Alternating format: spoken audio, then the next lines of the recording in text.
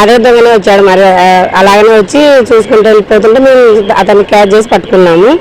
పట్టుకొని ఇక్కడ 3 టౌన్ స్టేషన్కి అతన్ని 3:30కి మళ్ళీ తిరిగి అప్పచెప్పడం అయినది. వాళ్ళ సెల్లులో రికార్డ్ అనేది నాకు చూపించి ఇది పలానా మంచి మీ వాటిలోకి వచ్చాడన్న సెల్లు తీసుకోవడానికి మీరు ఏమైనా చూసినారంటే మేము చూడలేదు, ఒక అబ్బాయితో వచ్చినా చూసినాము. మళ్ళీ వేరే వాళ్ళ నుంచి బయటకు వస్తుంటే అదే అబ్బాయి సెల్లులో చూసిన అబ్బాయి ఈ మా పక్కన అబ్బాయి ఒకటేనాడు.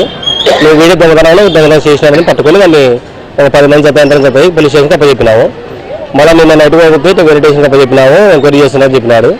ఇంతవరకు అయితే వాళ్ళు పోలీసులు ఎదురు తీసుకోవడం లేదు. సెక్యూరిటీ ఉన్నారు సార్, వాళ్ళ డ్యూటీ వాళ్ళు చేస్తారు, వీళ్ళు చెప్పడం వాళ్ళు ఉన్నారు. వాళ్ళు చెప్పడం మేము ఇంతవరకు ఉండిపోయినా ఉన్నా మేము ఇప్పుడే నీళ్ళు ఆగిపోయినాం దాని గురించి కానీ వాళ్ళు సమాధానం చెప్తున్నారు. మనం వాళ్ళు ఏమన్నా కట్టిగా కూడా లేదన్నమాట. మీ సెల్లు మీ బాధ్యత మీరు ఉండాలా, మేము ఎంతవరకు కాయలు కాదు ఒకరిద్దరు కంటే ఉంటాం మేము అందరికి మీరు కాయలు అంటే మేము కాయలేం కదా, మీ జాగ్రత్త మీరు ఉండాలి వాళ్ళు అంటారు, మా మీకే చెప్తున్నారు. అది ప్రభుత్వాసుపత్రిలో భారీగా సెక్యూరిటీ సిబ్బంది ఉన్నారు.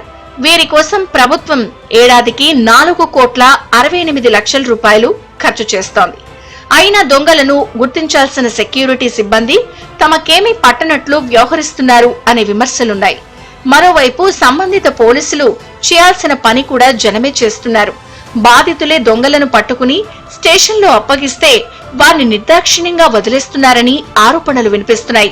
ఆస్పత్రి అధికారులు కూడా చోరీలపై దృష్టి సారించడం లేదని విమర్శలున్నాయి. కొన్ని వార్డుల్లో సీసీ కెమెరాలు కూడా పనిచేయడం లేదని సమాచారం. వాటికి మరమ్మతులు చేయించి దొంగలపై నిఘా పెట్టాల్సిన అవసరం ఎంతైనా ఉంది. మొత్తం మీద ప్రభుత్వ జనరల్ ఆసుపత్రిలో భద్రత డొల్లగా మారింది. ఇప్పటికైనా ఆసుపత్రి అధికారులు స్పందించి దొంగతనాలకు చెక్ పెట్టాలని రోగులు కోరుకుంటున్నారు.